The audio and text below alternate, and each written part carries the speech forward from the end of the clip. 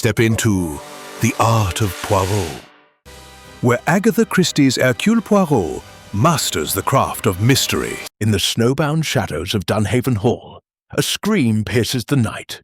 Sylvia Tremaine lies dead, a silver letter opener in her heart.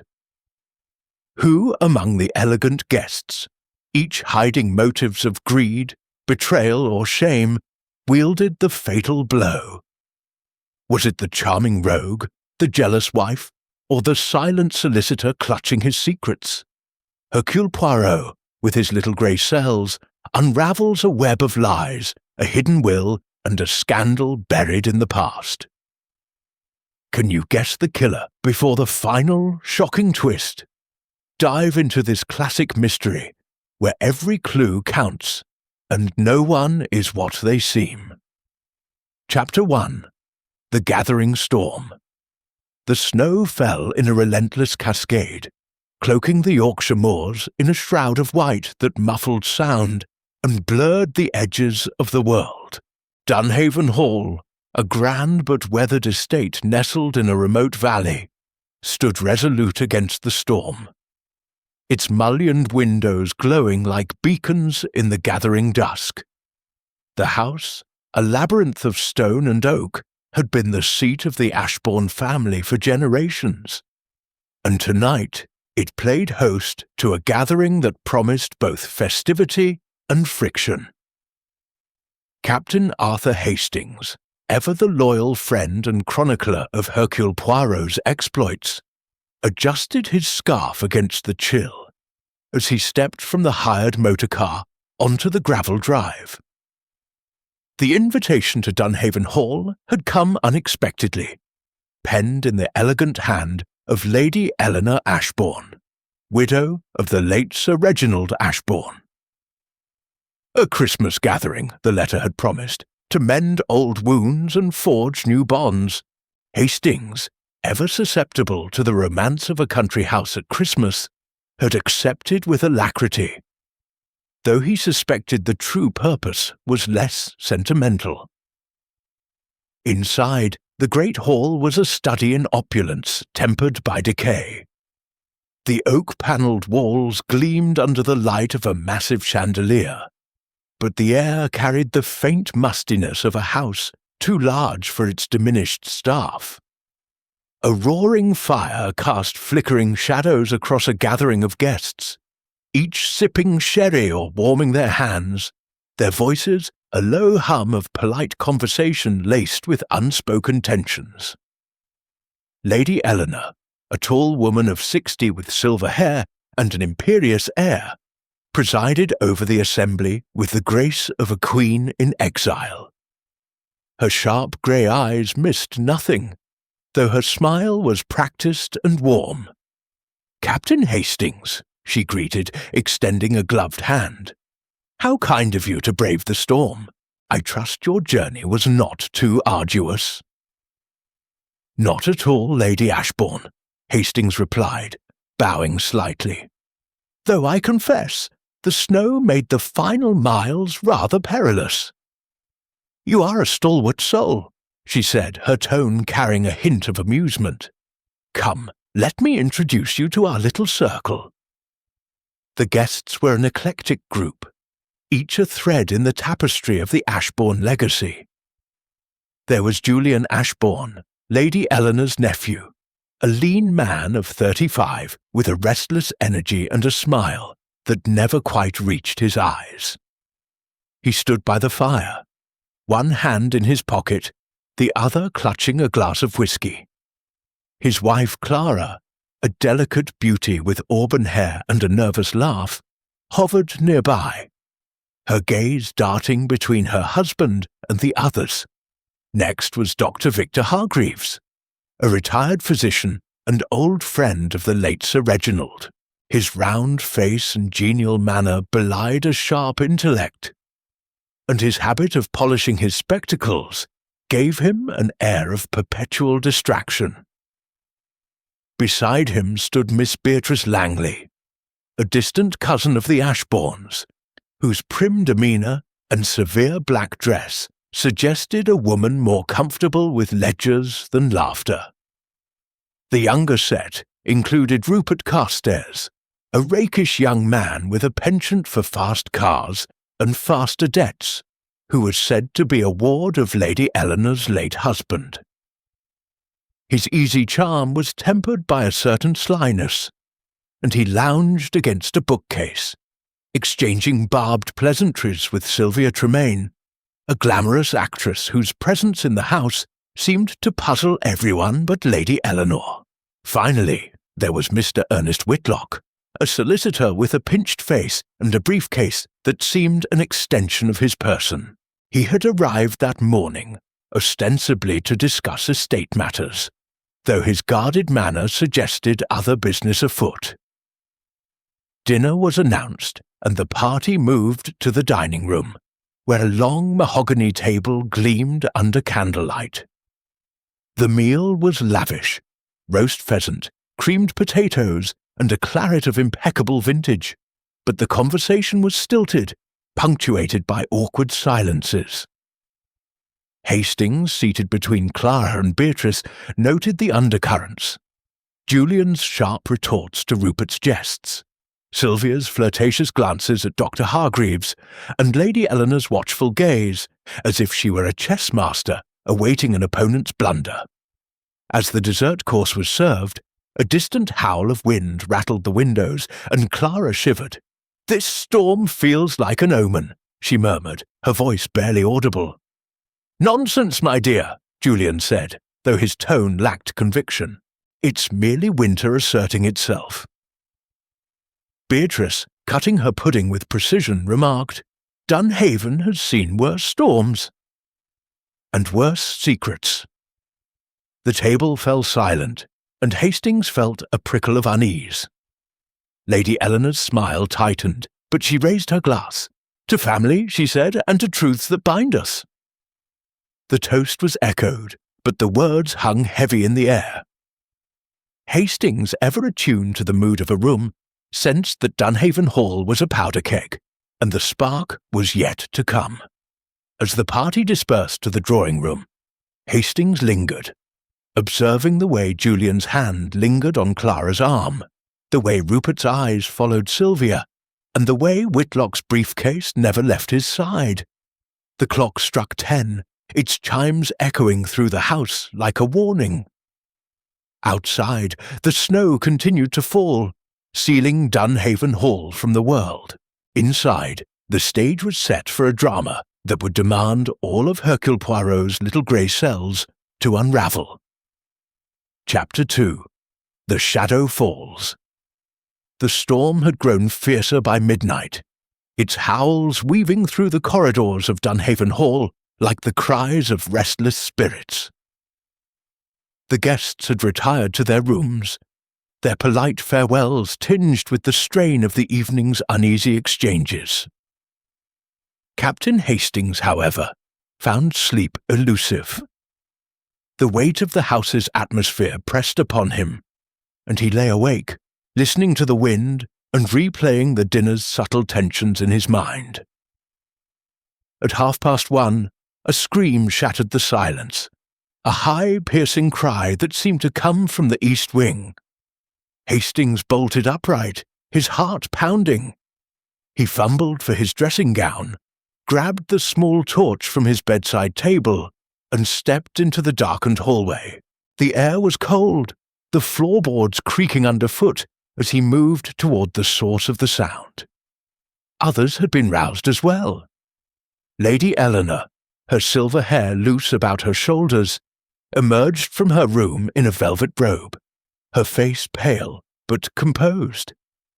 Julian Ashbourne appeared, his shirt untucked, a revolver in hand that gleamed ominously in the torchlight.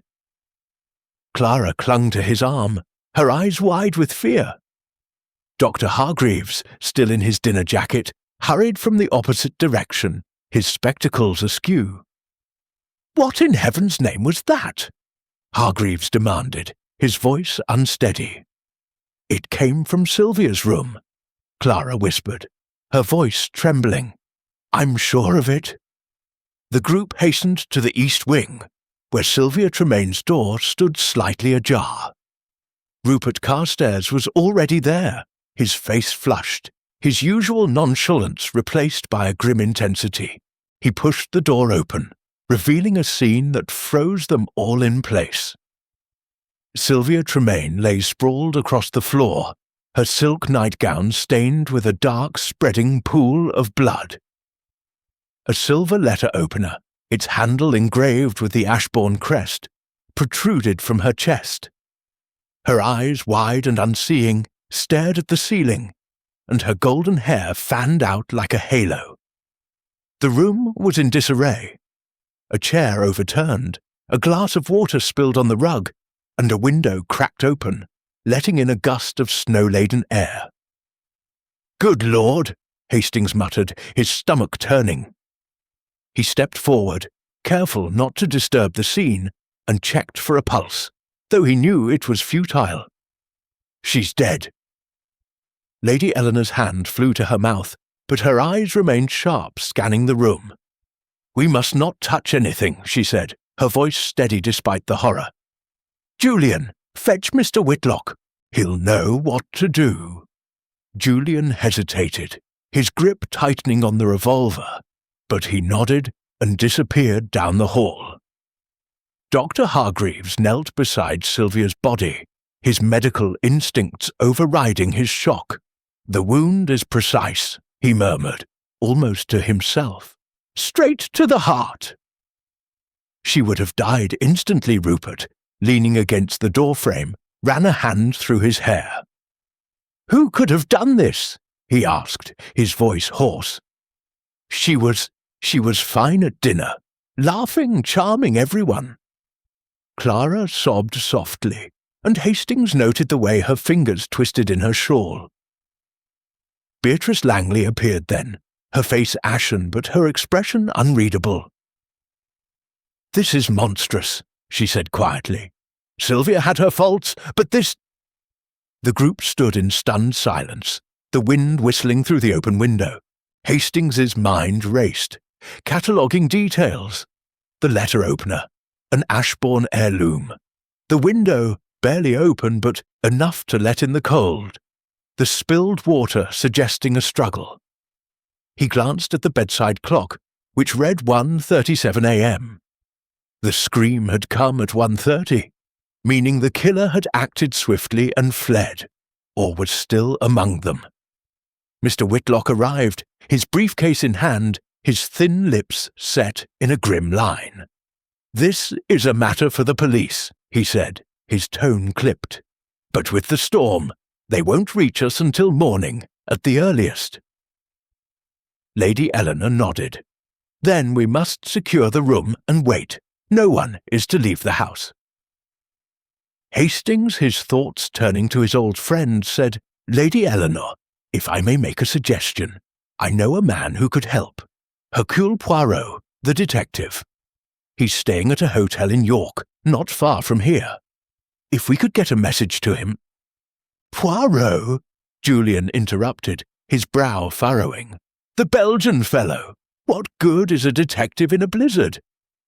"He is the finest mind I know," Hastings said firmly. "If anyone can make sense of this, it's him." Lady Eleanor considered this, her gaze flickering to Sylvia's body. "Very well," she said at last. "Send for him, Captain.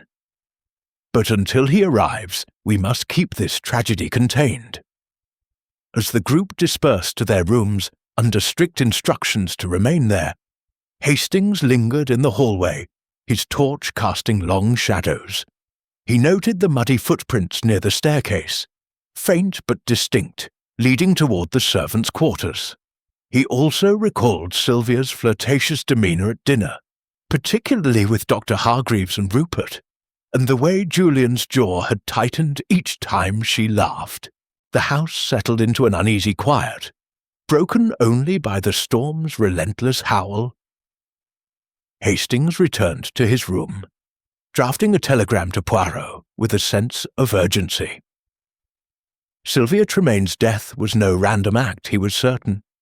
The killer was among them, hidden in plain sight, and only Poirot's meticulous logic could unmask them. As he sealed the telegram, A chill ran through him, not from the cold, but from the realization that Dunhaven Hall was now a prison, its secrets locked in with the living and the dead. Chapter 3. The Arrival of Poirot.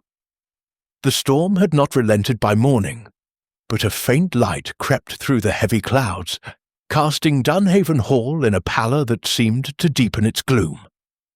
The house was subdued, its occupants moving with the cautious tread of those who know death lingers nearby.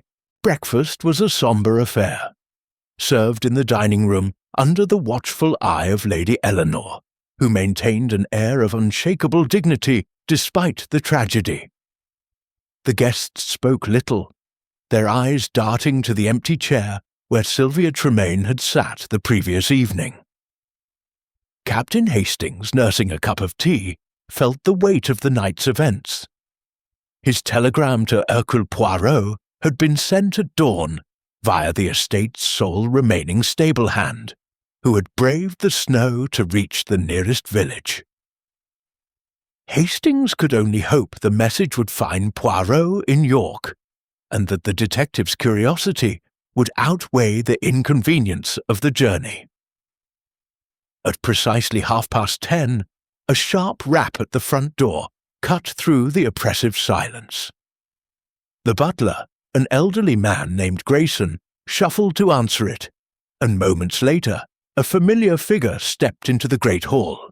Hercule Poirot, diminutive yet commanding, stood wrapped in a heavy overcoat, his patent leather shoes improbably spotless despite the snow. His moustache, meticulously waxed, gleamed under the chandelier, and his keen green eyes surveyed the room with the precision of a watchmaker. "Hastings, mon ami!" Poirot exclaimed, his voice warm but tinged with reproach. "You summon Poirot to this frozen wilderness with tales of murder?" "It is not, I think, the Christmas holiday I had envisioned Hastings rose, relief flooding him. Poirot, thank heaven you're here. It's a dreadful business, a young woman stabbed in her room last night." Poirot's expression sharpened, his eyes narrowing. "Stabbed, you say? Most intriguing. And the police, they are detained by this tempest abominable?" "Yes," Hastings replied. "The roads are impassable. We're cut off until the storm clears." "Eh bien," Poirot said, removing his gloves with deliberate care. "Then it is for Hercule Poirot to bring order to this chaos. Introduce me, if you please, to the dramatis personae Lady Eleanor, who had approached during their exchange, inclined her head. Monsieur Poirot, I am Lady Eleanor Ashbourne. Your reputation precedes you. We are in dire need of your talents." Poirot bowed, his manner impeccable. "Madam, I am at your service. Pray, lead me to the scene of this unfortunate event." The group proceeded to Sylvia Tremaine's room, which had been locked since the discovery of her body. Grayson produced the key, and Poirot entered, his movements methodical as he surveyed the scene. The room remained as it had been. Sylvia's body covered with a sheet, the letter opener removed by Dr. Hargreaves for examination, the overturned chair, the spilled water, and the window still slightly ajar. Poirot's gaze lingered on each detail, his head tilting as if listening to a silent conversation. "Tell me, Hastings," Poirot said, crouching to examine the rug, "what was the precise time of the scream?" 1:30 a.m., Hastings replied. "I checked my watch." "And the clock here," Poirot gestured to the bedside table. "It reads 1:37. Most curious." He moved to the window, inspecting the latch. "This window, it was open when you found her?" "Yes," Hastings confirmed. "Just a crack, but enough to let in the cold." Poirot's fingers traced the window frame, then paused at a faint smudge on the sill. "A mark, perhaps, of a glove. Or mud, oui? The snow outside is undisturbed, but this—" He straightened, his eyes gleaming. "We shall see." Turning to Lady Eleanor, He asked who was the last to see Mademoiselle Tremaine alive. Lady Eleanor hesitated, then said, "We all parted after dinner, around 10. Sylvia retired early, claiming a headache. Poirot nodded, his expression unreadable. "And this letter opener, it is an heirloom, n'est-ce pas? Who had access to it?" "It was kept in the library," Lady Eleanor replied. "Anyone in the house could have taken it." "Bon." Poirot clapped his hands. "I shall require a room for my inquiries, and I must speak with each of you in turn. No one is to leave Dunhaven Hall until I have completed my observations." The guests gathered in the doorway exchanged uneasy glances. Julian Ashbourne's jaw tightened, and Clara's hands twisted in her shawl. Rupert Carstairs, leaning against the wall, forced a smile, while Dr. Hargreaves polished his spectacles furiously. Beatrice Langley stood rigid, her lips pressed thin, and Mr. Whitlock clutched his briefcase as if it were a lifeline. As the group dispersed, Poirot pulled Hastings aside. "Mon cher Hastings, you have a knack for finding trouble, do you not? This house, it is a nest of secrets. The letter opener, the window, the time, these are the threads, and I, Poirot, shall weave them into truth." Hastings, accustomed to Poirot's flair, nodded. "Where will you begin?" "With the human heart," Poirot said softly, "for it is there that all murders begin. Now fetch me a plan of the house, and let us see who was where at 1:30 last night." As Hastings hurried to comply, he felt a familiar thrill. Poirot was in his element, and the gears of his little grey cells were already turning. Dunhaven Hall, with its locked doors and hidden motives, was about to yield its secrets to the greatest detective of them all. Chapter 4. The Questions Begin. The library of Dunhaven Hall, with its towering bookshelves and heavy velvet curtains, became Hercule Poirot's temporary headquarters. A fire crackled in the grate, casting a warm glow over the leather-bound volumes and the polished oak table where Poirot sat, a notebook open before him. His pen moved with precision, jotting down observations in his neat, angular script. Captain Hastings, seated nearby, marvelled at the detective's calm amidst the storm, both the blizzard outside and the turmoil within the house. Poirot had requested a plan of Dunhaven Hall, which Grayson, the butler, had provided. A detailed map showing the sprawling layout of the estate, with its maze of corridors, staircases, and rooms. Sylvia Tremaine's chamber in the east wing was marked, as were the bedrooms of the other guests, each annotated with their occupants' names. Poirot studied the map with the intensity of a general planning a campaign, his finger tracing paths from the library to the east wing. "It is the order, Hastings," Poirot murmured, tapping the map. "The order of the house, the order of the night. Everything must be precise." He had arranged to interview each guest individually, beginning with Lady Eleanor Ashbourne. She entered the library at precisely 11 o'clock, her posture regal, but her eyes betraying a flicker of strain. Poirot rose, bowing slightly. "Madame, I thank you for your cooperation. Please be seated." Lady Eleanor settled into a chair, her hands folded in her lap. "Ask what you must, Monsieur Poirot." "I wish this dreadful matter resolved." Poirot's eyes gleamed. "Bon, let us begin with the evening. You say Mademoiselle Tremaine retired at 10 claiming a headache. Did you see her after dinner?"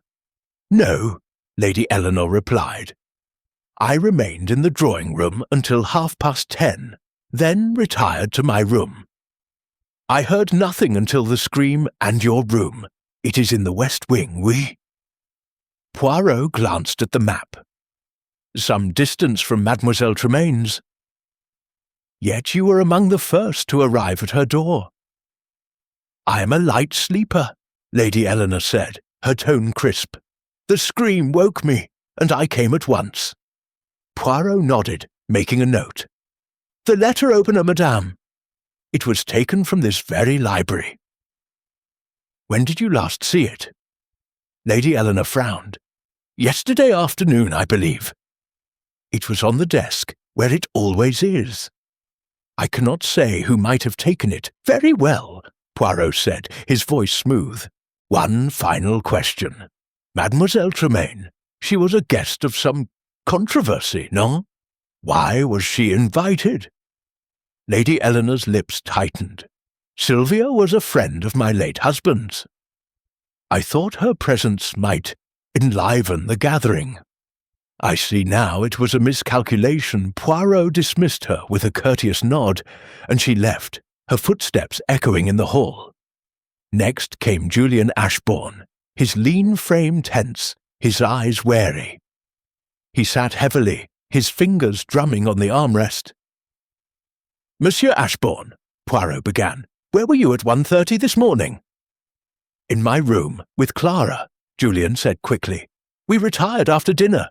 I was asleep until the scream woke us." Poirot tilted his head. "You carry a revolver, I observe." "You had it last night." "Why?"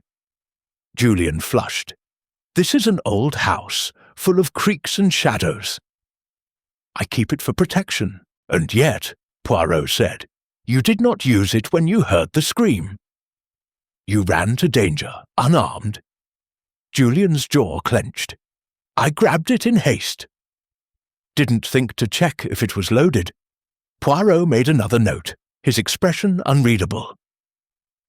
"Mademoiselle Tremaine, she was friendly with you, perhaps?" Julian's eyes flashed. "If you're implying anything improper, you're mistaken." "Sylvia was a flirt, nothing more." "Clara can vouch for me." Poirot dismissed him, and the interviews continued. Clara Ashbourne, pale and trembling, confirmed Julian's alibi but seemed distracted, her eyes darting to the door. Dr. Hargreaves admitted to a brief conversation with Sylvia in the drawing-room after dinner, discussing her supposed headache, but insisted he retired by 11. Beatrice Langley claimed to have been reading in her room, alone, and heard nothing until the scream. Rupert Carstairs, with a forced grin, said he'd been in his room, nursing a whiskey in my thoughts, and denied any closeness with Sylvia, though his eyes flickered when her name was mentioned. Mr. Whitlock, the solicitor, was the last to be questioned. His answers were curt, his manner guarded. "I was in my room, working on papers," he said. "I heard the scream and came at once." "And your briefcase," Poirot said, gesturing to the ever-present case. "It contains these papers, May I see them?" Whitlock's grip tightened. "They are confidential, Monsieur Poirot. Estate matters." Poirot smiled thinly. "Of course, for now."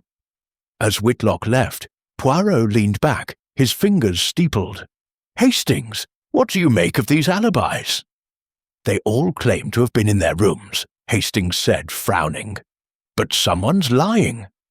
The letter opener didn't walk to Sylvia's room on its own." "Précisément," Poirot said. "And the window, the smudge, the spilled water, these are not accidents. There is a pattern, mon ami, but it is not yet clear. We must look closer at the little details." He rose, adjusting his tie with meticulous care. "Come, Hastings, let us revisit the scene of the crime. The room, it has more to tell us." As they left the library, Hastings noticed Poirot's gaze linger on the desk where the letter opener had rested. The detective's little grey cells were at work, and Hastings knew that no secret in Dunhaven Hall would remain hidden for long. Chapter 5. The red herrings, the morning light, filtered through the snow-heavy clouds, did little to dispel the oppressive atmosphere of Dunhaven Hall. The guests confined by the storm and the shadow of Sylvia Tremane's murder moved about the house like actors in a play, their every gesture scrutinized by Hercule Poirot's watchful eyes. Captain Hastings, trailing his friend as they returned to Sylvia's room, felt the weight of suspicion settling over the household like a fog. Poirot had insisted on re-examining the crime scene, his belief in the importance of detail unshaken. The east wing was silent, save for the occasional creak of the old house settling under the snow's burden. Sylvia's room remained untouched, preserved as Poirot had ordered, the sheet over her body a stark reminder of the violence that had shattered the night. Poirot stood in the centre of the room, his hands clasped behind his back, his head tilted as if listening to the walls. "Hastings," he said, his voice low, "observe the chair, overturned, yet the rug beneath it is undisturbed. Curious, no?" Hastings frowned, peering at the chair. "It suggests the struggle was staged, perhaps." "Précisément," Poirot replied. "A struggle implies chaos, yet this room is too orderly." The spilled water, the open window, these are distractions meant to mislead. He moved to the bedside table, where the clock still read 1:37 a.m. "This clock, it is electric, oui? It does not wind down. Yet it stopped at the moment of the scream or shortly after. Why? Perhaps it was knocked during the attack," Hastings suggested. Poirot shook his head. "Non, mon ami. The table is steady, the clock unmoved. This stopping, it is deliberate, a clue or a deception." Their inspection was interrupted by the arrival of Grayson, the butler, who carried a tray of tea with trembling hands. "Monsieur Poirot," he said, his voice quavering, "the local constable has telephoned. The roads are still blocked, but he hopes to reach us by evening bon," Poirot said, though his tone suggested little reliance on the constable's arrival.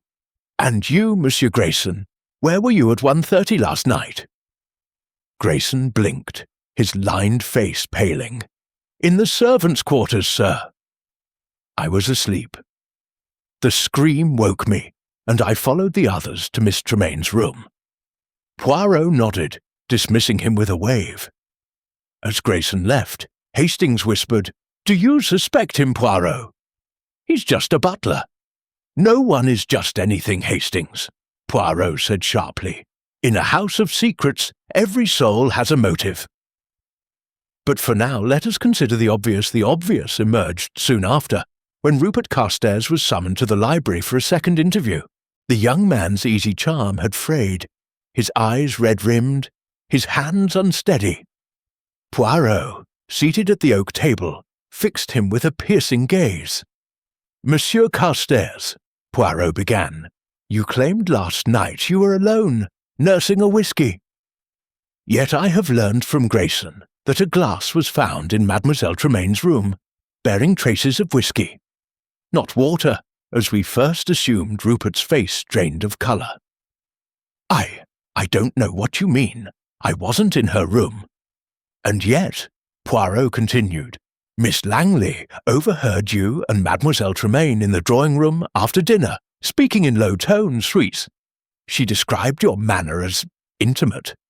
Rupert laughed, a hollow sound. "Beatrice is a nosy old spinster. Sylvia and I were just talking. She was an actress, you know, always playing a part. I didn't kill her." Poirot leaned forward, his voice soft but relentless. "Then explain, monsieur. The cigarette case found under Mademoiselle Tremaine's bed, engraved with your initials, R.R.C. The room seemed to grow colder. Hastings, standing by the fire, felt a jolt of surprise. Rupert's mouth opened, then closed, his bravado crumbling. I must have dropped it earlier. I visited her room yesterday afternoon just to chat." Nothing more. Poirot's moustache twitched. "A chat at such an hour? You will forgive me, monsieur, if I find this unconvincing." Rupert was dismissed, his departure marked by a sullen silence. Hastings turned to Poirot. "He's in deep, isn't he?" The cigarette case, the whiskey glass, it all points to him. Poirot sighed, closing his notebook. "It points too clearly, Hastings. The cigarette case, so conveniently placed, the glass, so obviously marked. These are the red herrings, meant to distract from the truth. The killer wishes us to look at Monsieur Carstairs, but Poirot, he looks elsewhere." "Who then?" Hastings asked, frustrated. "Everyone has an alibi, more or less." "Alibis," Poirot said, rising, "are like mirrors. They reflect what we wish to see. But break the mirror, and the truth lies in the shards. Come, let us speak with Mademoiselle Langley again. Her ears, they hear much, and her tongue, it may yet slip." As they left the library, Hastings glanced at the house plan, noting the proximity of Rupert's room to Sylvia's. The evidence against Rupert was mounting, yet Poirot's scepticism gnawed at him.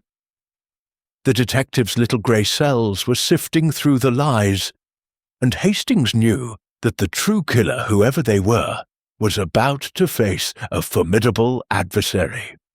Chapter 6. A Clue in Detail. The snow continued its relentless assault on Dunhaven Hall, blanketing the estate in an eerie silence that seemed to amplify the tension within its walls. Hercule Poirot, undeterred by the mounting suspicions against Rupert Carstairs, turned his attention to the subtler details of the crime, convinced that the truth lay not in the obvious but in the overlooked. Captain Hastings followed him through the chilly corridors, his mind buzzing with the contradictions of the case. Poirot had requested to meet Beatrice Langley in the morning room, a smaller, sunlit space that overlooked the snow-covered gardens. The room was less grand than the library, its faded chintz curtains and worn armchairs lending it an air of faded gentility. Beatrice entered promptly at noon, her black dress as severe as ever, her hands clasped tightly before her. Her sharp eyes met Poirot's with a mixture of wariness and defiance. "Mademoiselle Langley," Poirot began, his tone courteous but probing, "you have a keen ear, I understand. You overheard Monsieur Carstairs and Mademoiselle Tremaine last night. What precisely did you hear?" Beatrice's lips pursed, as if weighing her words. "I was passing the drawing-room around 10 o'clock. They were speaking quietly, but I caught fragments. Sylvia was laughing, saying something about a debt repaid." Rupert sounded agitated. "I didn't linger. It was none of my business." Poirot's eyes gleamed. "A debt, you say? Most interesting. And where were you at 1:30, when the scream was heard?" "In my room, reading," Beatrice replied, her voice steady. "I told you before, Monsieur Poirot." "I heard the scream and came at once," Poirot nodded, making a note in his ever-present notebook. "And this book, what was it?" Beatrice hesitated, a faint flush rising to her cheeks. "A volume of sermons. I find them grounding indeed," Poirot said, his tone neutral, but his gaze piercing. "One last question, mademoiselle. The letter opener, the one used to kill Mademoiselle Tremaine, it was taken from the library. You are often in there, are you not, managing the estate's accounts?" Beatrice stiffened. "I am. But I had no reason to harm Sylvia. She was frivolous, perhaps, but harmless." Poirot dismissed her with a polite nod, but as she left, he turned to Hastings. "The sermons, Hastings." A curious choice for a woman so observant, so precise. "I wonder if her reading was as pious as she claims." Hastings frowned. "You think she's lying?" "But why? She's got no clear motive." "Motive," Poirot said, rising and pacing the room, "is not always clear at first. It hides like a shadow behind a curtain. Let us return to the scene of the crime. There is a detail that troubles me." They made their way back to Sylvia's room, now a familiar haunt of horror. Poirot knelt by the bedside table, his fingers brushing the edge where the clock stood, still frozen at 1:37 a.m. He examined the spilled water glass, now dry, and the rug beneath it. Then, with a sudden movement, he reached under the bed, his gloved hand emerging with a small, crumpled piece of paper. "Hastings, regardez!" Poirot unfolded the paper, revealing a torn fragment of a letter, written in a hurried feminine hand. The words were incomplete. "Must know the truth about before it's too late." The ink was smudged, the paper creased as if clutched tightly. "Good heavens," Hastings said, peering over Poirot's shoulder. "Sylvia's handwriting." "Perhaps," Poirot said, his voice low, "or perhaps not. The writing is hurried, but the pen, it is not the same as the one on her desk. See the ink, blue, not black. This is a clue, Hastings, a thread in the tapestry." He tucked the fragment into his pocket and moved to the window, inspecting the smudge on the sill once more. "This mark," he said, "it is not mud as I first thought. It is ash, cigarette ash perhaps." Yet Mademoiselle Tremaine did not smoke. According to Lady Eleanor Hastings's eyes widened. "Rupert smokes. That could tie him to the scene." "Or someone wishes us to think so," Poirot said, his moustache twitching. "The ash, the cigarette case, the whiskey glass, these are too convenient. But this paper, this is something the killer did not intend us to find." As they left the room, Poirot paused at the door, his gaze sweeping the corridor. "Hastings, the map of the house. Where is Monsieur Whitlock's room in relation to this one?" Hastings consulted the plan. "It's in the west wing, near Lady Eleanor's." "Quite a distance, and yet," Poirot said, "he was among the first to arrive after the scream. A man of his age, carrying a briefcase, moving so swiftly. It is remarkable."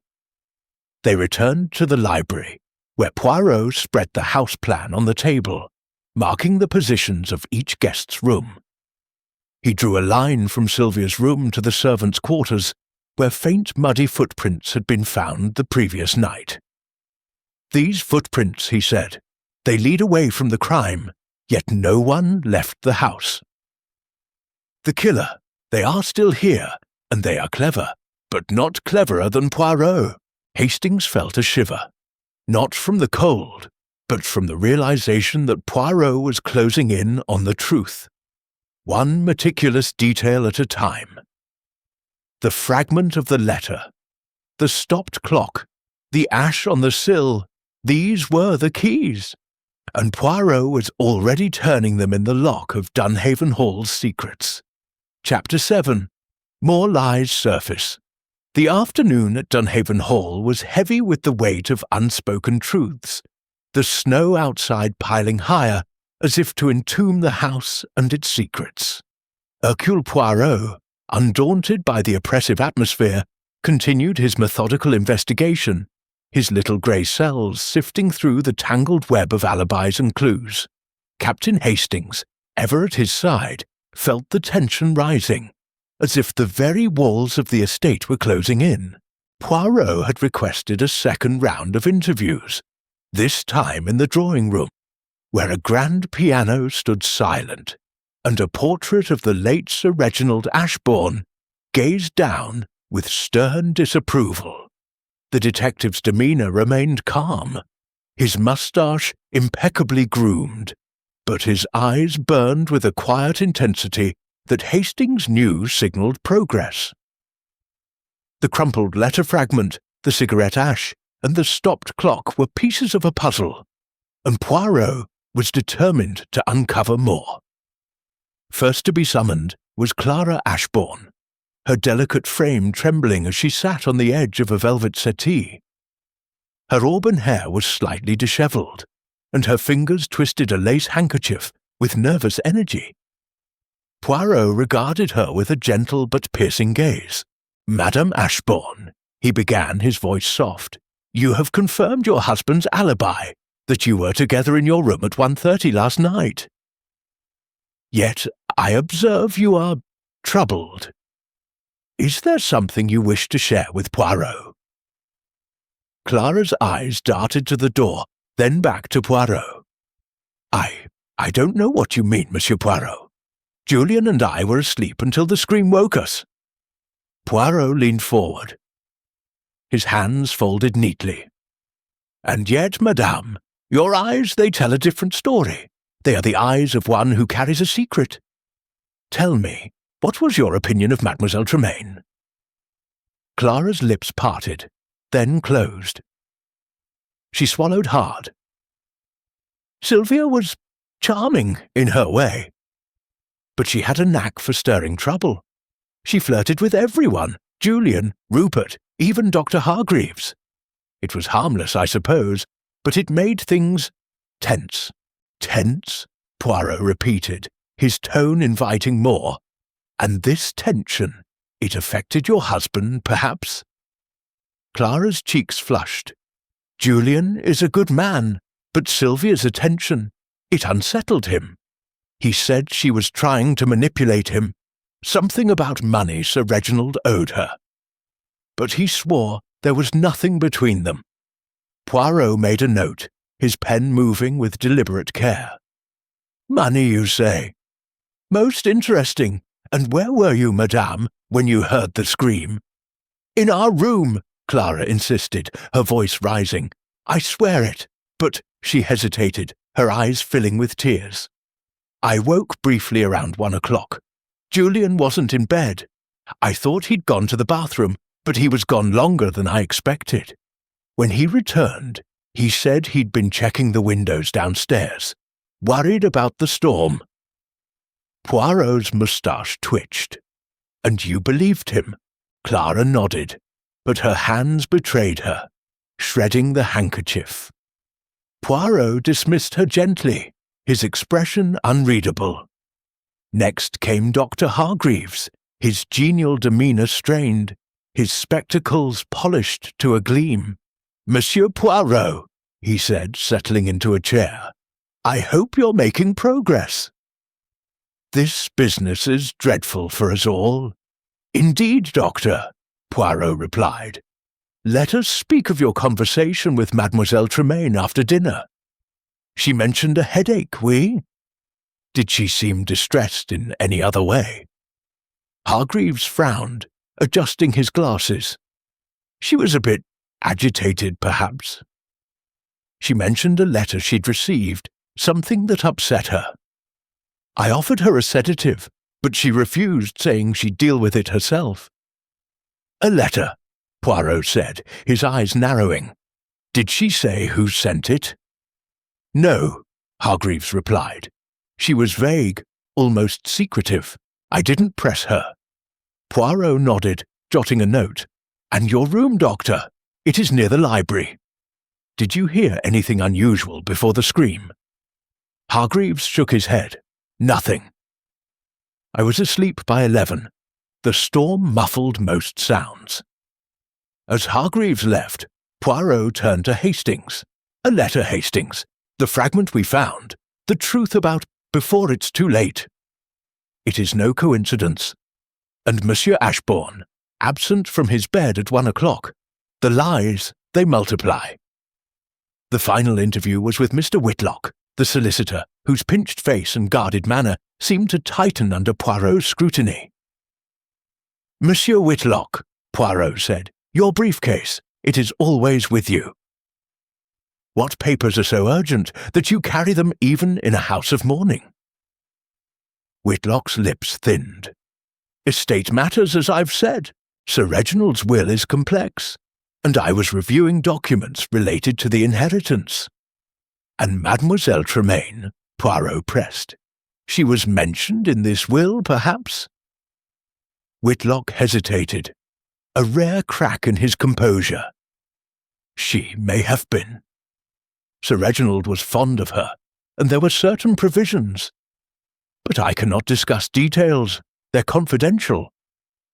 Poirot's smile was thin. Confidential until they are not. Tell me, where were you at 1 o'clock before the scream? In my room, working, Whitlock said curtly. I heard nothing until the scream. As Whitlock departed, Poirot leaned back, his fingers steepled. Hastings, the threads tighten. A letter that upset Mademoiselle Tremaine, a debt to Monsieur Carstairs, an absent husband, and a will with secrets. The killer believed they could hide, but they have left footprints in the snow of their lies. Hastings, his mind racing, said, Julian's absence from his room. That's damning, isn't it? And Whitlock's evasiveness about the will. Oui, Poirot said, but we must not leap to conclusions. The truth, it is like a diamond, hard, multifaceted, and revealed only by careful cutting. We must dig deeper, mon ami. As they rose to leave the drawing-room, the portrait of Sir Reginald seemed to watch them, its eyes a silent witness to the secrets unravelling below. Chapter 8. The Emotional Turning Point. The air in Dunhaven Hall seemed to grow heavier with each passing hour, as if the snow piling outside pressed not only on the roof, but on the hearts of its inhabitants. By late afternoon, the strain of Sylvia Tremaine's murder had frayed the nerves of the guests, their polite facades cracking under the relentless scrutiny of Hercule Poirot. Captain Hastings, observing the subtle shifts in demeanour, sensed that the case was nearing a critical juncture, a moment when the truth, like a dammed river, might burst forth. Poirot had chosen the conservatory for his next round of inquiries. A glass-walled room filled with wilted ferns and the faint scent of earth. The storm's dim light filtered through the frosted panes, casting a ghostly glow over the wicker furniture. Poirot sat at a small table, his notebook open, his eyes sharp as he prepared to push the suspects further. Hastings stood by a potted palm, watching as the detective's methodical approach began to unravel the house's secrets. Clara Ashbourne was summoned first, her eyes red-rimmed, her lace handkerchief now a tattered remnant. She sat, her hands trembling, and Poirot regarded her with a gentleness that belied his intent. Madame Ashbourne, he said softly, you have carried a burden since last night. Your husband's absence from your room at 1 o'clock, it troubles you, does it not? Clara's breath hitched, and for a moment she seemed on the verge of collapse.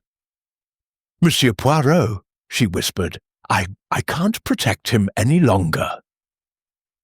Julian wasn't just checking the windows. I heard him leave our room at 12:30, and he didn't return until nearly 1:30. I don't know where he went, but he was different when he came back. Agitated, his hands shaky, Poirot leaned forward, his voice steady. And you did not ask him where he had been? I was afraid, Clara admitted, tears spilling over. Sylvia was always flirting with him, and I knew he was hiding something about her. I thought perhaps he'd gone to her room, but murder, she broke off, sobbing. I can't believe he'd do such a thing, but I can't lie any more. Poirot nodded, his expression grave. Merci, madame. Your honesty, it is a step towards the truth. As Clara was escorted out, her sobs echoing in the corridor, Poirot turned to Hastings. The crack in the dam, Hastings. Madame Ashbourne's confession shifts the tide. But we must be cautious. Her words implicate her husband, yet they may also protect another. Next came Julian Ashbourne, his face pale, his earlier confidence replaced by a hunted look. He sat heavily, his hands clenched. Monsieur Poirot, he said before the detective could speak, Clara told you, didn't she? About my absence? Poirot's moustache twitched. She did, monsieur. You were not in your room at 1 o'clock. Where were you? Julian ran a hand through his hair, his voice low. "I couldn't sleep. Sylvia. She'd been pestering me all evening about money.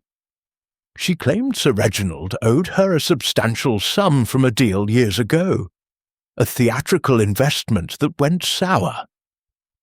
She said she had proof, a letter, and threatened to expose it unless I paid her. I went to the library to see if I could find any record of this debt.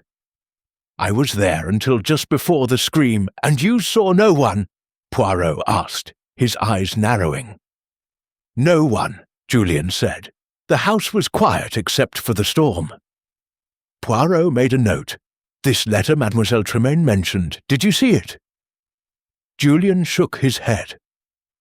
"She wouldn't show me. Said it was her leverage. I thought she was bluffing." Poirot dismissed him, his expression thoughtful. As Julian left, Hastings whispered, "He's got motive, Poirot." Sylvia was blackmailing him, and his revolver, could it be a red herring to distract from the letter opener? "Perhaps," Poirot said, tapping his pen. "But the letter? It is the key. The fragment we found. The truth about before it's too late. It suggests Mademoiselle Tremaine knew something dangerous. We must find the rest of that letter." The interviews continued, but it was Dr. Hargreaves who provided the next breakthrough. The physician, his usual geniality strained, sat twisting his spectacles in his hands. "Monsieur Poirot," he said, his voice unsteady, "there's something I didn't mention earlier. Sylvia, she confided in me after dinner. She said she was afraid someone in the house meant to harm her." Poirot's eyes gleamed. "Afraid of whom, Doctor?" "She wouldn't say," Hargreaves replied, "but she mentioned a name, Reginald. She said, 'Reginald's secrets will ruin us all.' I thought she meant Sir Reginald, but she was so cryptic." Poirot leaned back, his fingers steepled. "And you did not think to share this before?" "I didn't want to cause a panic," Hargreaves said, his face flushing. "I thought she was being dramatic. She was an actress, after all." As Hargreaves left, Poirot turned to Hastings. "The net tightens, mon ami. A letter, a debt, a fear of harm, and Sir Reginald's name, the past of this house, it casts a long shadow." Hastings frowned. "But Sir Reginald's been dead for years. Could this be about his will? Or something deeper?" Poirot said. "We must search for the rest of that letter. It is the heart of this mystery." As the conservatory grew dim with the fading light, Poirot's resolve was unshaken. The emotional cracks in Clara and Hargreaves had revealed new threads, but the truth remained elusive, hidden in the shadows of Dunhaven Hall. Chapter 9. The Trap. The snow-laden dusk settled over Dunhaven Hall, casting long shadows that seemed to mirror the darkening mood within. Hercule Poirot, ever the master of timing, had decided that the moment was ripe to apply the psychological pressure that would force the killer's hand. The conservatory interviews had cracked open the facades of Clara Ashbourne and Dr. Hargreaves, revealing fragments of truth. But Poirot knew the true culprit still lurked among the suspects, cloaked in lies. Captain Hastings, sensing the detective's intent, felt a familiar thrill as Poirot prepared to set his trap. At 6 o'clock, Poirot summoned the entire household to the drawing-room. The guests filed in, their faces a mix of apprehension and defiance. Lady Eleanor stood by the fireplace, her silver hair catching the firelight, her expression one of strained composure. Julian Ashbourne sat beside Clara, his hand gripping hers tightly while she stared at the floor, her eyes still red from tears. Dr. Hargreaves polished his spectacles nervously, and Beatrice Langley sat ramrod straight, her lips pressed thin. Rupert Carstairs lounged in an armchair, his usual nonchalance strained, and Mr. Whitlock clutched his briefcase, his pinched face wary. Grayson, the butler, hovered near the door, his hands clasped as if in prayer. Poirot stood before the grand piano, his small frame commanding the room's attention. His moustache was impeccable, his eyes sharp as he surveyed the gathered suspects. "Mesdames et messieurs," he began, his voice clear and deliberate, "a terrible crime has been committed in this house. Mademoiselle Sylvia Tremaine lies dead, struck down by a letter-opener from this very estate. But the killer? They are not so clever as they believe. Poirot, he sees through the shadows of their deceit." A murmur rippled through the room, and Hastings noted the way Julian's grip on Clara's hand tightened. Poirot continued, his tone measured but relentless.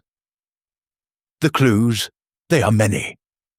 The stopped clock at 1:37, the cigarette ash on, the window-sill, the torn letter fragment speaking of the truth and too late. And now we have new revelations. A letter that frightened Mademoiselle Tremaine, a debt she claimed from Sir Reginald, and a fear that someone in this house meant her harm." Rupert shifted uncomfortably, his eyes darting to the door. Poirot's gaze fixed on him. "Monsieur Carstairs, your cigarette case was found under the victim's bed, and a glass of whiskey, not water, was in her room. You deny being there, yet the evidence suggests otherwise." "I told you, I dropped the case earlier," Rupert protested, his voice rising. "I wasn't in her room last night." Poirot raised a hand, silencing him. "And you, Monsieur Ashbourne," he said, turning to Julian. "Your wife has revealed you were absent from your room at 1 o'clock, returning only moments before the scream. You claim you were in the library, searching for records of a debt Mademoiselle Tremaine held over you. Convenient, non?" Julian's face reddened. "I didn't kill her. She was trying to blackmail me. Yes, but I'd never—" "Enough," Poirot said sharply, his eyes sweeping the room. "There is more. Dr. Hargreaves, you spoke of Mademoiselle Tremaine's fear, her mention of Reginald's secrets. And you, Monsieur Whitlock, you guard your briefcase as if it holds the key to this mystery. Perhaps it does. Papers concerning Sir Reginald's will, papers that may name Mademoiselle Tremaine." Whitlock's grip on the briefcase tightened, but he said nothing. Lady Eleanor's voice cut through the tension. "Monsieur Poirot, what is the purpose of this? You accuse us all, yet offer no proof." Poirot smiled thinly. "The proof, madame, is in the contradictions. The killer has woven a web, but it is fraying. I propose a test, a reconstruction of the night's events. Tonight, at precisely 1:30, we shall gather in the East Wing. Each of you will return to your rooms, and we shall see what the shadows reveal when the clock strikes." A collective gasp filled the room. Clara's hand flew to her mouth, and Beatrice's eyes narrowed. "You mean to recreate the murder?" Dr. Hargreaves asked, his voice unsteady. "Not the murder, Doctor," Poirot said, "but the moment. The killer? They will betray themselves, for the human heart cannot resist the pressure of truth." As the group dispersed, their footsteps heavy with dread, Hastings pulled Poirot aside. "Are you sure about this, Poirot?" "It's a risky move, putting them all on edge like that." Poirot's eyes gleamed. "Risk, Hastings, is the spark that ignites the truth. The killer believes they have outwitted Poirot, but tonight they will stumble. The letter fragment, the ash, the clock, these are not mere clues, but arrows pointing to the heart of the crime." Hastings glanced at the house plan, still spread out in the library, and noted the marked paths to Sylvia's room. "What if no one takes the bait?" he asked. "Then, mon ami," Poirot said, adjusting his tie, "we shall know the killer is more cunning than I thought." But I, Hercule Poirot, am never outwitted for long. As the clock ticked toward the appointed hour, Dunhaven Hall seemed to hold its breath, waiting for the trap to spring. Chapter 10. The Reveal. The clock in Dunhaven Hall's great hall struck 1:30, its chimes echoing through the silent corridors like a summons to judgment. The snow outside had ceased, leaving the estate in a stillness that felt both sacred and sinister.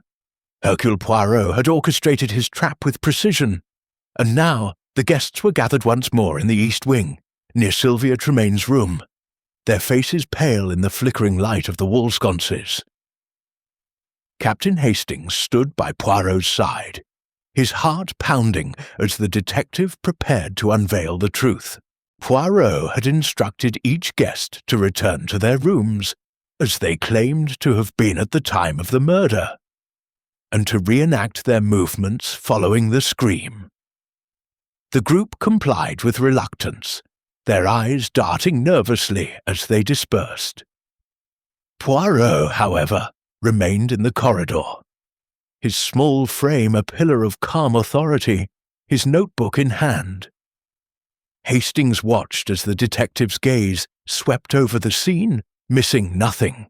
"Mesdames et messieurs," Poirot began, his voice carrying through the hall, "last night, Mademoiselle Sylvia Tremain was murdered, and the killer sought to hide their crime with clever deceptions.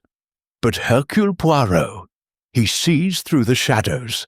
Let us reconstruct the night, and the truth, it will emerge." The reenactment began. Clara, trembling, stood by Julian's side, claiming they emerged together from their room. Julian, his face taut, nodded in agreement. Dr. Hargreaves shuffled from his room, spectacles askew, mimicking his arrival at the crime scene. Beatrice Langley appeared promptly, her expression unreadable, while Rupert Carstairs slouched against the wall, feigning his casual demeanour. Mr. Whitlock, briefcase in hand, emerged last, his steps measured. Grayson, the butler, lingered at the corridor's end, as if reluctant to join. Poirot paced slowly, his eyes flicking between the guests and the house plan Hastings held. "The scream came at 1:30, he said. "The clock in Mademoiselle Tremain's room stopped at 1:37. Yet the scene, it was staged. The overturned chair, the spilled glass, the open window. Why?" He paused, turning to Rupert. "Monsieur Carstairs, your cigarette case and whiskey glass suggested your presence, yet you deny it. The ash on the sill, it was yours, oui?" Rupert flushed. "I told you, I wasn't there." Poirot raised a hand. "Patience.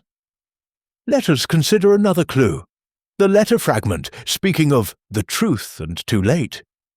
It was written in blue ink, not the black ink of Mademoiselle Tremain's pen.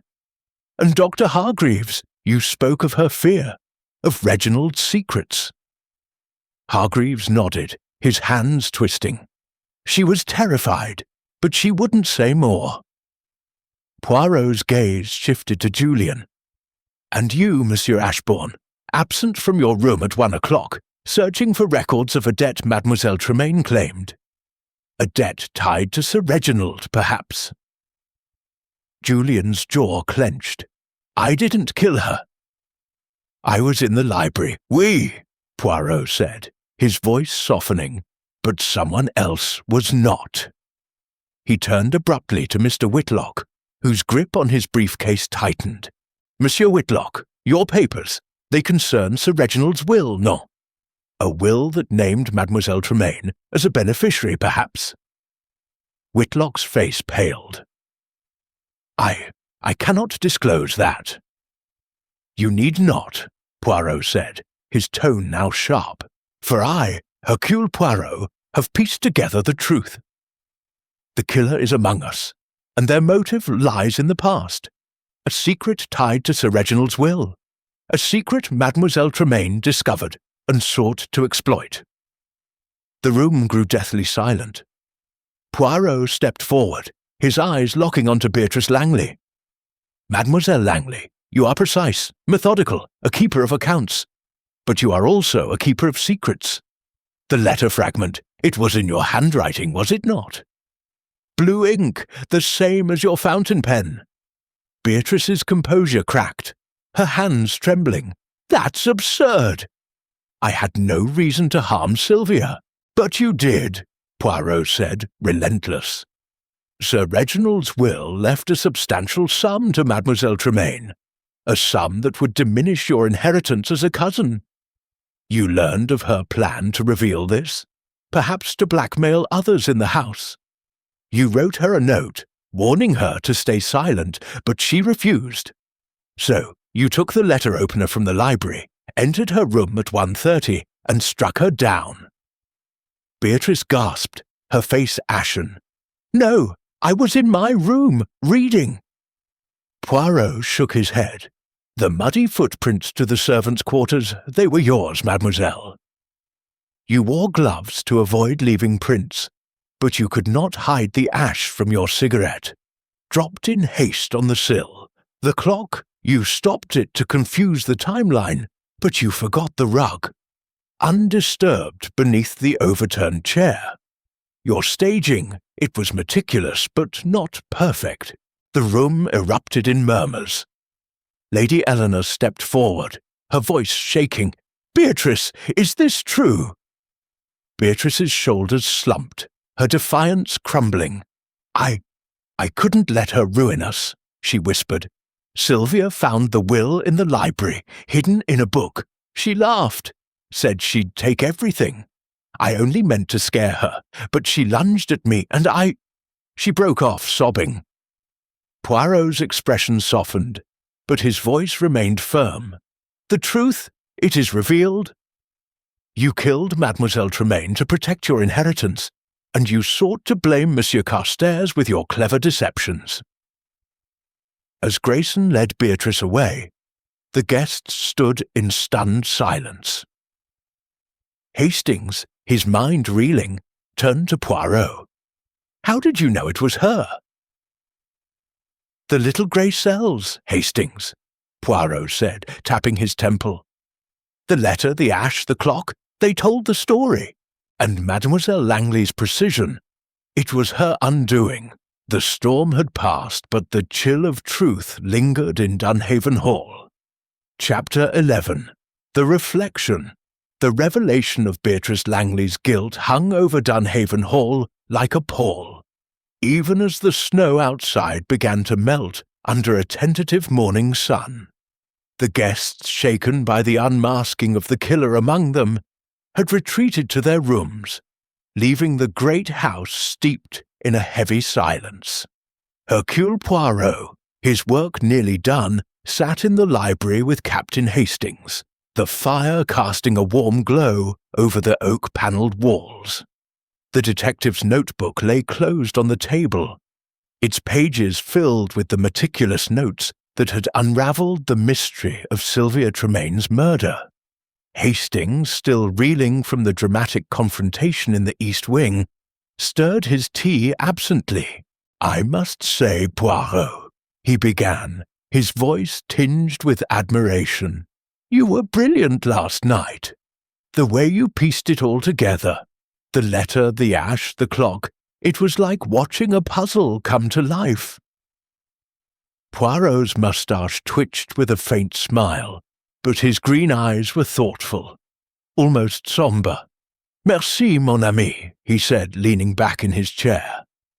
"But the solving of a crime, it is not always a cause for celebration. The human heart, it is a complex thing, driven to such acts by fear and greed. Mademoiselle Langley, she was not a monster, but a woman who saw her world crumbling and acted in desperation." Hastings nodded, his brow furrowing.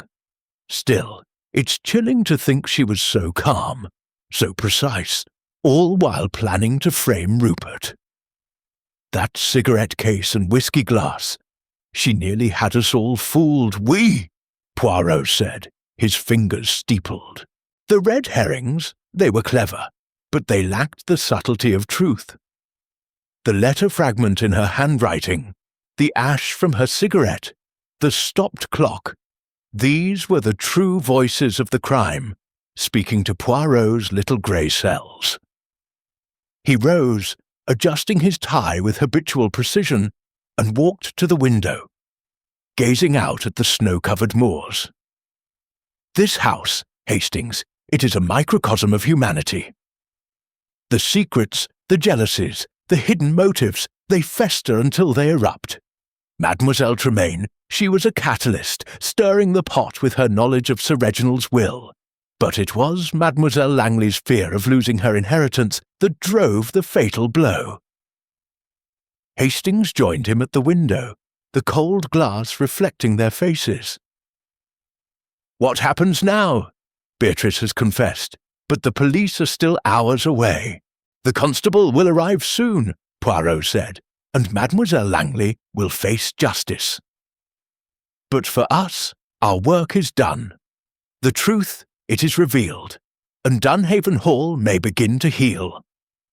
A knock at the door interrupted them. Lady Eleanor entered, her face pale but composed, her silver hair neatly pinned. "Monsieur Poirot," she said, her voice steady, "I owe you a debt of gratitude. You have brought clarity to this tragedy, though it pains me to know Beatrice was responsible." Poirot bowed slightly. "Madame, it is the duty of Hercule Poirot to seek the truth, however painful. Your house, it has carried many secrets, but now they are laid bare." Lady Eleanor's eyes glistened, but she held her composure. "Sylvia's presence was a mistake. I see that now. Her connection to my late husband, it stirred old wounds. I should have foreseen the consequences." Poirot's expression softened. "The past, madame, it is a heavy burden, but you are not to blame for the actions of others." She nodded, a flicker of gratitude in her eyes, and left the room. Hastings watched her go, then turned to Poirot. "You're awfully philosophical today, old chap. What's next for you? Back to York for a well-earned rest?" Poirot chuckled softly. "Rest, Hastings? No, the little grey cells, they do not rest. There are always mysteries, always puzzles to solve. But for now, I shall enjoy a cup of tisane and the quiet of this moment." As they gathered their things to depart, the library clock chimed softly, marking the passage of time. Poirot paused, his hand on the door. "The world, it moves forward, Hastings, but the human heart, it remains the same, full of passion, full of flaws. It is why I, Poirot, will never lack for work." With that, he stepped into the hall, his small figure a beacon of order in the chaos of Dunhaven Hall. Hastings followed, knowing that wherever Poirot went, the truth would never be far behind. Chapter 12. The unseen thread. The morning sun, though weak, had begun to thaw the snow that encased Dunhaven Hall. And with it, the oppressive weight of Sylvia Tremaine's murder seemed to lift, if only slightly. The household, however, remained in a state of uneasy quiet, as if the walls themselves were still absorbing the shock of Beatrice Langley's confession. Hercule Poirot, ever vigilant, had not yet declared the case fully closed. His little grey cells, as Captain Hastings well knew, were never content until every loose thread was neatly tied. In the library, where Poirot and Hastings had retreated after Lady Eleanor's departure, the detective sat at the oak table, his notebook open once more. His pen tapped rhythmically against the page, a sign that something still troubled him. Hastings, leaning against a bookcase, watched his friend with growing curiosity. "Poirot," Hastings ventured, "Beatrice confessed." "The clues all fit," Her handwriting on the letter fragment, the cigarette ash, the stopped clock. What's nagging at you? Surely the case is solved. Poirot's eyes gleamed, a spark of mischief beneath his serious demeanour. Mon cher Hastings, you are, as always, eager for the finish line. But Poirot, he does not rest until every detail is accounted for. There is a thread, an unseen thread that does not yet align. Hastings frowned. What thread? Beatrice admitted she killed Sylvia to protect her inheritance. The motive, the means, it all makes sense. Poirot rose, pacing slowly before the fire. Oui, it makes sense, but it is too tidy. The letter fragment, it spoke of the truth, and too late. Why would Mademoiselle Langley write such a note to warn her victim, only to kill her hours later? And the will, why was it hidden in a book, as she claimed Sylvia found it? These questions, they nag at Poirot. He stopped, his gaze fixed on the portrait of Sir Reginald Ashbourne above the mantel. There is something more, Hastings. A secret deeper than a disputed inheritance. We must examine the library again. The two made their way to the shelves, where Poirot began inspecting the books with meticulous care. He pulled down volume after volume, flipping through pages, his fingers tracing spines as if seeking a hidden message. Hastings, assisting, felt a growing sense of unease. What are we looking for, exactly? A document, Poirot said, his voice low. The will, or something related? Mademoiselle Tremaine found it here, according to Mademoiselle Langley. But where? After nearly an hour, Poirot paused at a worn copy of the Pickwick Papers, its binding slightly askew. He opened it, and a folded paper slipped out, falling to the floor. Hastings retrieved it, his breath catching as he saw the official seal of a solicitor's office. Good Lord, Poirot, is this it? Poirot unfolded the document, his eyes scanning the text. It is not the will itself, but a codicil, dated a year before Sir Reginald's death. Regardez, Hastings, it names Sylvia Tremaine as the beneficiary of a trust, to be paid only if she remained silent about a certain matter. A matter described only as the indiscretion of 1905. Hastings's eyes widened. The indiscretion of 1905? What does that mean? Poirot's moustache twitched. It means, mon ami, that Sir Reginald had a secret, one Mademoiselle Tremaine knew and used to her advantage. This codicil was her leverage, but someone else in this house knew of it and wished to keep it buried. They returned to the table, where Poirot spread out the house plan alongside the codicil. Beatrice Langley killed to protect her inheritance, oui, but I suspect she was also protecting another. Someone who stood to lose more if this indiscretion came to light. Hastings's mind raced. Lady Eleanor? She's the head of the family, and Sylvia's presence seemed to unsettle her. Perhaps, Poirot said, but we must also consider Monsieur Whitlock.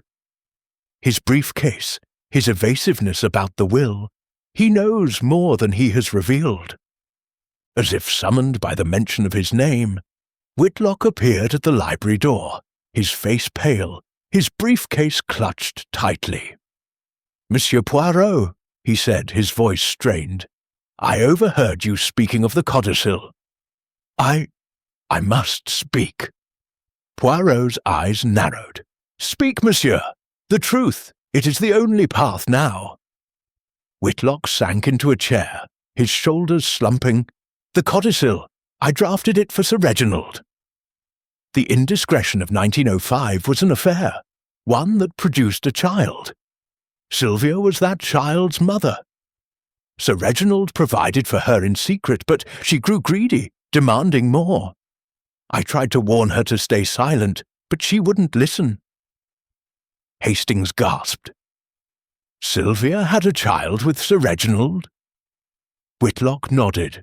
The child was given up, raised elsewhere. Beatrice found the codicil last week and confronted me. She was furious. Her inheritance was already diminished, and Sylvia's demands threatened to ruin the family's reputation. I didn't know she'd kill her. Poirot's expression was grave. And you kept this secret, even as Mademoiselle Langley confessed. I was ashamed, Whitlock said, his voice breaking. I failed Sir Reginald by letting this come to light. Poirot closed his notebook. The thread, it is tied. Beatrice killed to protect both her inheritance and the Ashbourne name. But the true secret was Sylvia's connection to Sir Reginald, a tragedy born of greed and shame. As Whitlock left, head bowed, Hastings turned to Poirot. Will you tell the others? No, Poirot said softly. The police will handle Mademoiselle Langley. The codicil, it will remain with Lady Eleanor, for her to decide its fate. Poirot, he seeks only the truth, not to stir more pain. The library grew quiet, the fire crackling softly as the weight of the final secret settled over Dunhaven Hall. Chapter 13. The Echoes of the Past. The revelation of Sylvia Tremane's connection to Sir Reginald Ashbourne had cast a new shadow over Dunhaven Hall, one that lingered even as the snow began to recede under the tentative warmth of the morning sun. The house, though still grand in its weathered opulence, felt hollow, its secrets now exposed like the bones of an ancient ruin. Hercule Poirot, his work in uncovering the truth nearly complete, sat once more in the library with Captain Hastings, his demeanour a blend of satisfaction and melancholy. The fire in the grate had burned low, its embers glowing faintly as Poirot sipped a cup of tisane, his eyes distant. Hastings, seated across from him, fidgeted with his tie, still grappling with the weight of Mr. Whitlock's confession. Poirot, he said, breaking the silence. This business about Sylvia being the mother of Sir Reginald's child. It's extraordinary. Do you think Lady Eleanor knew? Poirot set down his cup, his fingers brushing the edge of his notebook. It is likely, mon ami. Lady Eleanor, she is a woman of great perception, and the secrets of her husband, they would not escape her entirely. But to know and to acknowledge, these are different things. She chose silence to protect the Ashbourne name. Hastings nodded, his brow furrowing. And Beatrice, did she know about the child, or was it just the codicil that drove her to murder? Poirot's moustache twitched, a sign of his mind still at work. Mademoiselle Langley knew of the codicil, oui, and its threat to her inheritance. But I suspect she also learned of the child, perhaps through Sylvia's careless words. The fear of scandal, combined with the loss of wealth, it was too much for her. She acted to bury both the truth and Mademoiselle Tremaine. The library door creaked open, and Dr. Hargreaves entered, his round face etched with exhaustion. Monsieur Poirot, he said, his voice low, I've just spoken with Lady Eleanor. She's asked me to ensure Beatrice is cared for until the police arrive. But I feel I must ask, how did you know it was Beatrice? There were so many suspects, Poirot's eyes gleamed with quiet pride. The little grey cells, Doctor. They see what others overlook. The letter fragment, written in blue ink, matched Mademoiselle Langley's pen. The cigarette ash on the sill, it was from her brand, not Monsieur Carstairs'. The stopped clock, a deliberate act to confuse the timeline, was too precise for a moment of panic. These details, they pointed to a mind both meticulous and desperate. Hargreaves shook his head, polishing his spectacles absently. Poor Beatrice. She was always so controlled. To think she could do such a thing, the human heart, Poirot said softly. "It is capable of great deeds and great darkness." Mademoiselle Langley chose the latter, but her motive, it was rooted in fear, a fear of losing all she held dear. As Hargreaves left, Hastings leaned forward. "What about the child, Poirot? Sylvia's child, I mean. Is there any chance of finding them?" Poirot's expression grew solemn. "The codicil, it does not name the child, and Monsieur Whitlock claims ignorance of their fate." "It is a thread that may remain untied, Hastings. Some secrets, they belong to the past." The conversation was interrupted by the sound of a motor car crunching on the gravel drive. Hastings peered out the window to see a police van, its lights cutting through the thinning snow. "The constable's here at last," he said. "They'll take Beatrice away." "Oui," Poirot said, rising. "And with her, the final act of this tragedy will close. But first I must speak with Lady Eleanor once more." They found her in the drawing-room, standing before the portrait of Sir Reginald. Her silver hair was immaculate, but her eyes betrayed a weariness that no amount of dignity could mask. "Monsieur Poirot," she said, turning to him, "you have done us a great service, though it has come at a cost." "Beatrice, I never imagined she could harbour such darkness." Poirot bowed slightly. "Madame, the darkness, it is in us all, but it is the choices we make that define us. You will decide what to do with the codicil, I trust?" Lady Eleanor's lips tightened. "It will be destroyed. The Ashbourne name has suffered enough, and the child, wherever they are, deserves peace." Poirot nodded, his expression unreadable. A wise choice, perhaps. "The past, it is a heavy burden, but it need not haunt the future." As they left the drawing-room, the police entered, their heavy boots echoing in the great hall. Beatrice, pale but composed, was led away, her hands bound, her eyes fixed on the floor. The other guests watched in silence, their faces a mix of relief and sorrow. Hastings turned to Poirot. "It's over then, but it feels unfinished somehow." Poirot's gaze lingered on the departing police van. "The case, it is solved, Hastings." But the echoes of the past, they linger. For Poirot, it is enough to have brought light to the darkness. With that, he adjusted his coat and stepped toward the door, ready to leave Dunhaven Hall and its secrets behind. Chapter 14. The Final Pieces. The departure of the police van, carrying Beatrice Langley to face justice, left Dunhaven Hall in a state of uneasy calm. The snow, now melting into slush under a pale afternoon sun, mirrored the slow unravelling of the estate's oppressive atmosphere.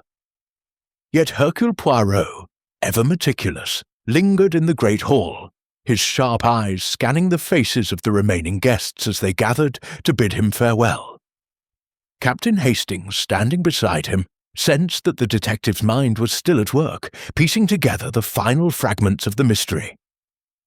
The guests, though relieved that the killer had been unmasked, moved with the hesitancy of those who had glimpsed the darkness within their own circle. Lady Eleanor stood at the head of the group, her regal bearing intact but softened by a new vulnerability.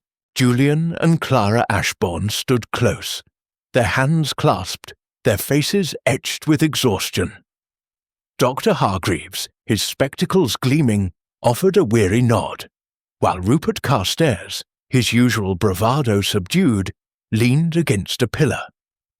Mr. Whitlock, his briefcase still in hand, looked as if he carried the weight of the codicil's secrets on his shoulders. Poirot, his overcoat neatly buttoned, addressed the group with his characteristic precision. "Mesdames et messieurs," he said, his voice clear in the cavernous hall, "the tragedy of Mademoiselle Sylvia Tremaine has been resolved, and the guilty party will face the consequences. But before Poirot departs, there are matters yet to clarify. small pieces that complete the puzzle. Lady Eleanor raised an eyebrow, her voice steady but curious. "What more is there, Monsieur Poirot?" Beatrice confessed, and the codicil explained her motive. "Surely all is settled." Poirot's moustache twitched, a sign of his relentless pursuit of order. "Almost, madam. But the little grey cells, they demand completeness. There is the matter of the letter fragment, the one found under Mademoiselle Tremaine's bed. Its words, the truth about before it's too late. They were in Mademoiselle Langley's hand, oui. But why did she write it? A warning, perhaps, but to whom, and for what purpose?" He turned to Whitlock, whose grip on his briefcase tightened. "Monsieur Whitlock, you drafted the codicil for Sir Reginald, and you knew of Mademoiselle Tremaine's connection to the child. Did you also know of Mademoiselle Langley's discovery of this document?" Whitlock's face paled, his voice low. "I suspected she'd found it. She came to me last week, asking questions about the estate's finances. I didn't tell her about the child, but she must have pieced it together. I warned her to leave it alone, but she was obsessed with protecting the family's legacy." Poirot nodded, his eyes narrowing, and this warning, it was not enough. Mademoiselle Langley wrote the note to Mademoiselle Tremaine, hoping to silence her threats of blackmail. But when Sylvia refused, Beatrice acted. The letter fragment, it was torn in haste, left behind in the struggle. Hastings, listening intently, interjected, "But why leave the note at all? Why not destroy it?" Poirot's gaze softened. "The human heart, Hastings, it is not always logical." "Mademoiselle Langley," she wrote in a moment of panic, hoping to intimidate. "When she killed, she meant to retrieve the note, but the scream, it came too soon, and she fled, leaving the fragment behind." Rupert Carstairs, his voice rough, spoke up. "So I was just a scapegoat. The cigarette case, the whiskey glass, Beatrice set me up." "Oui," Poirot said, turning to him. "Your reputation, Monsieur Carstairs. It made you the perfect distraction. The ash on the sill, it was from Mademoiselle Langley's cigarette, but placed to suggest your presence. The glass, it was taken from your room earlier that day. She knew you were a smoker, a drinker, a man easily suspected." Rupert's jaw clenched, but he said nothing, his eyes dark with resentment. Clara, her voice trembling, asked, "And the child? Will anyone ever know who they are?" Poirot's expression grew solemn. "That, madame, is a secret lost to time, unless Lady Eleanor chooses to pursue it. The codicil, it is in her hands now." Lady Eleanor's lips tightened, but she nodded. "It will remain private." The Ashbourne family has endured enough scandal. Poirot inclined his head. "A wise decision, madame. The past it is best left to rest, unless it seeks to disturb the present." As the guests began to disperse, their farewells subdued, Hastings pulled Poirot aside. "You've tied up every loose end, Poirot. The note, the codicil, the frame-up, it's all clear now. But how do you do it? How do you see what we all miss?" Poirot smiled faintly, adjusting his hat. "It is the method, Hastings. The observation of the small things, the ink, the ash, the silence between words. The truth, it hides in plain sight, but only for those who look with care."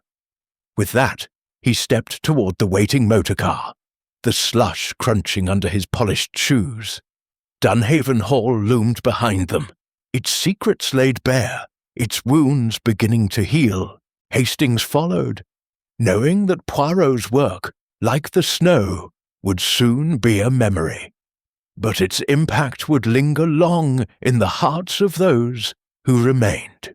Chapter 15. The Departure. The afternoon light filtered through the mullioned windows of Dunhaven Hall. casting elongated shadows across the great hall as Hercule Poirot prepared to take his leave. The estate, once a fortress of secrets and suspicions, now seemed subdued, its inhabitants moving with the quiet deliberation of those emerging from a long storm. Captain Hastings, gathering his coat and gloves, felt a mixture of relief and melancholy. The thrill of the case had passed, leaving behind the sobering reality of human frailty. Poirot stood by the front door, his patent leather shoes gleaming, his overcoat draped neatly over his arm. He surveyed the gathered guests one last time, his keen eyes noting the subtle changes in their postures. Lady Eleanor's chin held a fraction higher. Julian and Clara standing closer together. Dr. Hargreaves's spectacles polished to a new shine. Rupert Carstairs' smirk softened by humility. And Mr. Whitlock's briefcase, at last, set down beside him. "Mesdames et messieurs," Poirot said, his voice resonant in the echoing space, "the affair of Dunhaven Hall is concluded. The truth, it has been brought to light, and justice will follow its course. Mademoiselle Beatrice Langley, she will answer for her crime, driven as it was by the shadows of greed and fear. But remember, the human soul, it is a delicate instrument, easily tipped by the weight of secrets." Lady Eleanor stepped forward, her silver hair catching the light like a crown. "Monsieur Poirot, we cannot thank you enough. You have restored order to our chaos, though the cost has been great. Dunhaven will not forget your service." Poirot bowed, his manner impeccable. "Madame, it is the duty of Hercule Poirot to seek the symmetry of truth. Your house, it will heal, as all wounds do with time.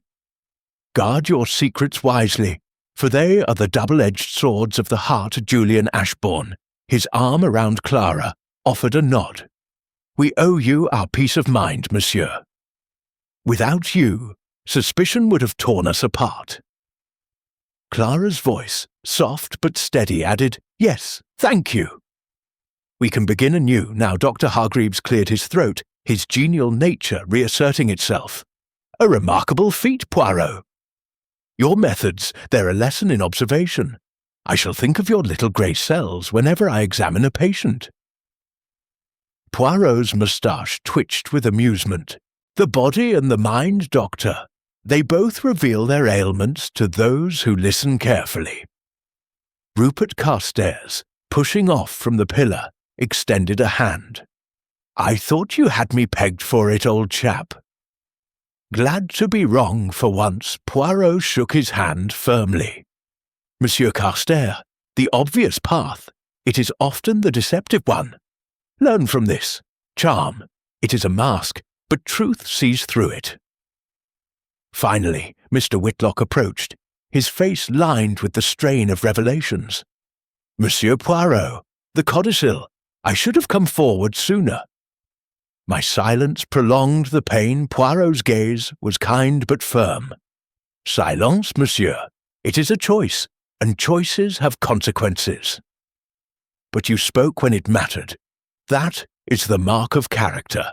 As the farewells concluded, Grayson, the butler, opened the heavy oak door, revealing the thawing landscape beyond. The snow-covered moors stretched out, dotted with patches of emerging green, a symbol of renewal. Poirot donned his coat, adjusting the collar with precision, and turned to Hastings. "Come, mon ami, the motor car awaits." York calls, with its comforts and its quiet. Hastings followed, pausing at the threshold to glance back at the hall. "It's been quite the adventure, Poirot. Dunhaven Hall won't be the same now," Poirot agreed, stepping into the crisp air. "But change, it is the only constant. The secrets of yesterday pave the way for the mysteries of tomorrow." The motor car, its engine purring softly, carried them down the gravel drive, away from the estate. Hastings watched Dunhaven Hall recede in the mirror, its towers silhouetted against the sky. "What do you make of it all, Poirot?" The affair, the child, the hidden will, was it worth the unravelling? Poirot leaned back in his seat, his hands folded neatly in his lap. "Worth, Hastings. The truth, it is always worth the pursuit. For in its light, we see not only the darkness of others, but our own. Sir Reginald's indiscretion, Sylvia's greed, Beatrice's desperation. They are echoes of the human condition. We all carry secrets, mon ami, but it is how we confront them that defines us." Hastings nodded, gazing out at the passing countryside. And the child? Will they ever know their heritage? Poirot's expression grew thoughtful. Perhaps not. Some truths they are best left unspoken, lest they cause more harm than healing.